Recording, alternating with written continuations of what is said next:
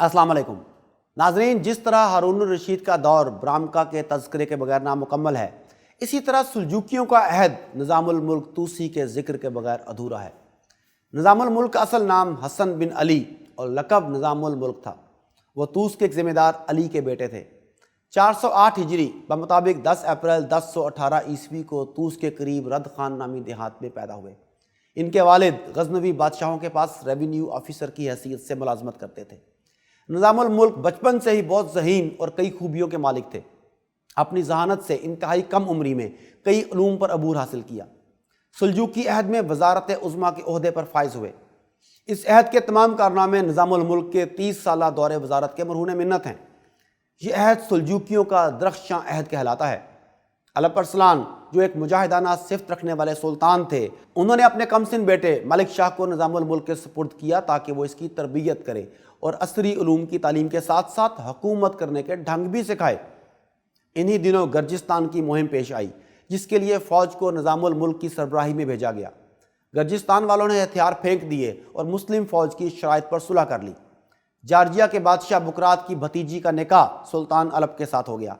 بعد ازاں اس کا نکاح نظام الملک سے ہوا، کیونکہ وہ واپس نہیں جانا چاہتی تھی بلکہ خود کو مسلمانوں میں محفوظ اور مامون محسوس کرتی تھی، لہٰذا اس نے نظام الملک سے شادی کر لی۔ سلجوقی سلطان الپ ارسلان نے نظام الملک کی صلاحیتوں کا اندازہ لگاتے ہوئے وزارت کا منصب اس کے سپرد کر دیا۔ اس نے الپ ارسلان کے عہد میں ایسے جوہر دکھائے کہ تہذیب و تمدن اور علوم و فنون کی ہزاروں شمعیں روشن ہو گئیں۔ اس نے ملک کے گوشے گوشے میں مدارس کا جال بچھا دیا، اور سب سے بڑا اور اہم مدرسہ بغداد کا مدرسہ نظامیہ تھا، جس کی تعمیر پر بے پناہ روپیہ صرف کیا گیا۔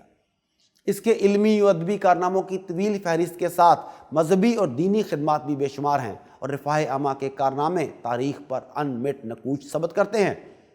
اس کی تحریر کردہ کتاب سیاست نامہ کو انتہائی شہرت حاصل ہوئی، اور اس سے آج بھی استفادہ کیا جاتا ہے۔ اس کتاب کا ترجمہ یورپ کی مختلف زبانوں میں ہو چکا ہے۔ ناظرین، سلجوقی حکومت میں 3 دوست، ہم مکتب، ہم نوالہ اور ہم پیالہ تھے۔ تینوں نے اپنی اپنی جگہ شہرت یا بدنامی پائی اور کارہائے نمایاں انجام دیے۔ یہ 3 دوست نظام الملک طوسی، عمر خیام اور حسن بن صباح تھے۔ نظام الملک نے اعلیٰ و ارفع رفاہی، اصلاحی، تعمیری اور فوجی کام کیے۔ نظام حکومت اور ادب و تعلیم کو فروغ دیا۔ عمر خیام نے شعر و ادب اور علم جغرافیہ اور ارضیات کے ماہر کی حیثیت پائی، اور حسن بن صباح فتنہ پرداز جماعت فدائیہ، المعروف حشیشین، صباحین اور فرقہ باطنیہ کا بانی اور پیر و مرشد بن گیا۔ اس جماعت نے مسلمانوں کو سخت نقصان پہنچایا اور مسلمان کئی فرقوں میں بٹ گئے۔ نظام الملک طوسی، جس کا پورا نام ابو علی حسن ابن علی ابن اسحاق تھا، سلجوق خاندان کے سب سے مشہور بادشاہ ملک شاہ سلجوق کا وزیر اعلیٰ اور معتمد خاص تھا۔ طوسی جیسا باصلاحیت وزیر مسلم دنیا کا در حقیقت اثاثہ تھا، جس کے بارے میں ممتاز مورخ فلپ کے ہیٹی نے کہا کہ اسلام کی تاریخ کا یہ ہیرا ہے۔ ایک اور تاریخ داں امیر علی نے طوسی کو یحییٰ برمکی کے بعد دوسرا قابل ترین ایشیائی منتظم قرار دیا ہے۔ نظام الملک طوسی نے سلجوق شہزادے الپ ارسلان کے پاس 1094 عیسوی میں ملازمت اختیار کی۔ الپ ارسلان کی تخت نشینی کے بعد وہ ان کے وزیر مقرر ہوئے۔ یہ سلطان کے معتمد اور خاص آدمی تھے۔ ارسلان کے ساتھ ہر مہم اور ہر سفر میں شریک رہے۔ وہ فوجی اور جنگی مہمات کے بھی انچارج رہے۔ ارسلان کی سب سے اہم جنگی مہمیں ان کی سربراہی میں سر ہوئیں۔ سلجوقی حکومت میں لگ بھگ 20 سال نظام الملک طوسی نے مکمل اختیارات کے ساتھ منظم اور مؤثر انداز میں انتظامات سنبھالے اور زندگی کے بیشتر شعبوں خصوصاً درس و تدریس میں لا تعداد خدمات انجام دیں۔ سلجوقی نظم و نسق اور مستحکم حکومت کے پس پردہ نظام الملک طوسی کی ذہانت، صلاحیت اور مہارت تھی، جس کے باعث مملکت میں امن و امان اور خوشحالی تھی۔ طبعاً وہ خوش مزاج اور ہنس مکھ تھے، لیکن انتظامی امور میں سخت گیر مشہور تھے۔ تعلیم کے رسیہ اور عالموں، فاضلوں، ادباء اور شعراء کے بہت قدردان، ملک بھر کے مشاہیر، سیاستدان اور دانشور ان کے گرد اکٹھے تھے۔ نظام الملک کی یہ عادت تھی کہ وہ جب حکومتی ذمہ داریوں سے فارغ ہو جاتے تو رات گئے تک کتابوں کا مطالعہ کرتے۔ ان کا مطالعہ ہمیشہ اچھی حکمرانی کے اصول جاننے کے لیے ہوتا۔ وہ یہ جاننا چاہتے تھے کہ وہ کون سے زرعی اصول ہیں جنہیں بنیاد بنا کر ایک اچھا حکمران بنا جا سکتا ہے۔ ہمارا تو یہ خیال ہے کہ اس موضوع کو ہماری یونیورسٹیوں کے نصاب میں شامل ہونا چاہیے، کیونکہ آج ہمیں سب سے زیادہ جس چیز کی ضرورت ہے وہ ایک اچھے حکمران کی ہے۔ ناظرین، نظام الملک ہر کام کی خود نگرانی کرتے اور کسی بھی کام کو اپنے ماتحتوں کے حوالے کر دینے کے بعد بے فکر نہیں ہوتے تھے، بلکہ مسلسل اس کی نگرانی کرتے۔ ان کے پاس وسیع اختیارات تھے، لیکن انہوں نے کبھی اپنے اختیارات کا ناجائز استعمال نہیں کیا۔ نظام الملک طوسی نے اپنے نام کی مناسبت سے نظامیہ درس کے انداز کی ملک بھر میں درس گاہوں کا جال بچھاتے ہوئے انہیں فروغ دیا۔ نیشا پور، خراسان، شام اور عراق بڑے علمی مراکز تھے۔ انہوں نے 1066 عیسوی میں اسلامی دنیا کی پہلی عظیم نظامیہ یونیورسٹی نیشا پور میں قائم کی۔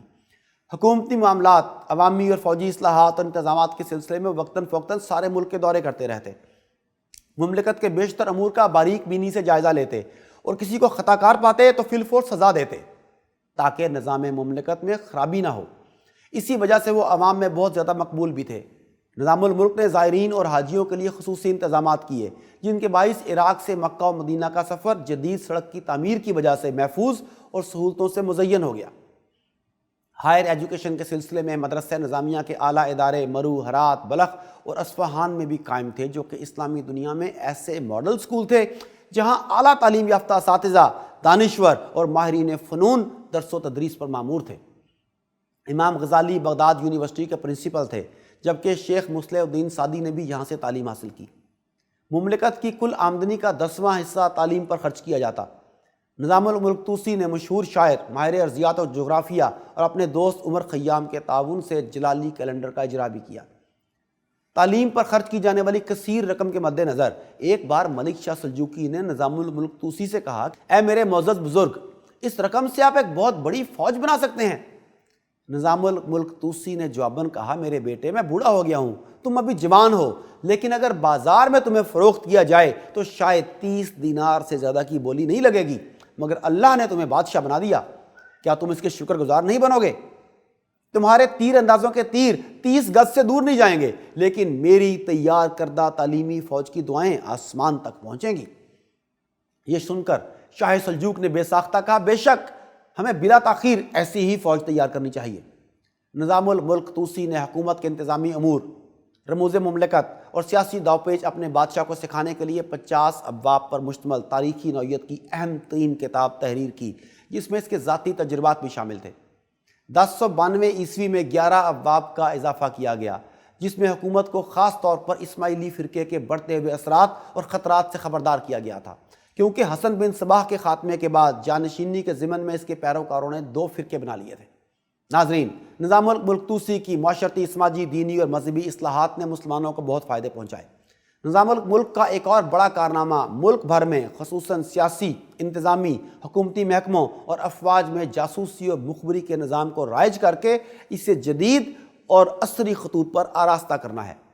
مشاہیر اس امر پر متفق ہیں کہ نظام الملک کے اسی نظام کے باعث حسن بن صباح کے زور کو توڑا جا سکا اور بعد ازاں اسے کوہ تالکان کی وادی میں واقع ناقابل شکست قلعے کو تباہ کر کے شکست دی گئی۔ نظام الملک طوسی نے ساری عمر خدمت اسلام اور فروغ تعلیم میں گزاری، مشکلات کا سامنا کرتا رہا لیکن ہمت نہ ہاری۔ اسے پہلا صدمہ اس وقت ہوا جب 1091 عیسوی میں کرامتیوں نے المت کے قلعے اور شہر کو سلجوکیوں سے چھین لیا۔ اس واقعے کے بعد وہ پوری توجہ اور یکسوئی سے حسن بن صباح کے خاتمے کے درپے ہوا، جس کے نتیجے میں حسن بن صباح قتل ہو گیا، لیکن اس کے ایک اور پیروکار نے جو خود کو صوفی کہلواتا تھا، انتقاماً نظام الملک طوسی کو جب وہ بغداد جانے کے لیے صحرائے سینا سے گزر رہے تھے، وہاں 4 اکتوبر 1092 عیسوی میں شہید کر دیا۔ یوں 74 سال کی عمر میں اسلامی سلطنت کا یہ بلند قامت مصلح اللہ کو پیارا ہو گیا۔ مورخین لکھتے ہیں کہ خواجہ حسن فدائی کے حملے سے جاں بر نہ ہو سکے اور خالق حقیقی سے جا ملے۔ ان کی وفات پر پورا عالم اسلام اور بالخصوص رے غمزدہ اور اداس ہو گیا۔ نوحہ گروں نے نوحہ کیا، مرثیہ لکھنے والوں نے مرثیہ لکھے۔ یہ عظیم نقصان تھا۔ اللہ تعالیٰ نگری کے رحمت کرے۔ آج کے لیے اتنا ہی، اگلی ویڈیو کے لیے اجازت، اللہ نگہبان۔